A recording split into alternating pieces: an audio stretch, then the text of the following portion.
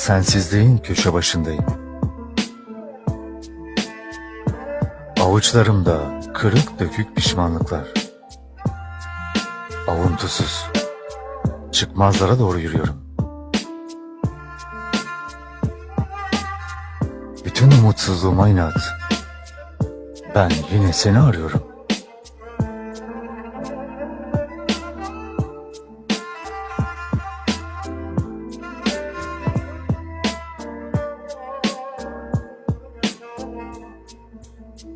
Dudaklarında bildiğin o ıslık. Sokak lambalarına sığınıyorum. Hafiften bir yağmur ağlıyor benimle. Bir deli rüzgar saçlarımda. Yalnızlıktan üşüyorum. Bulamayacağımı bile bile yine seni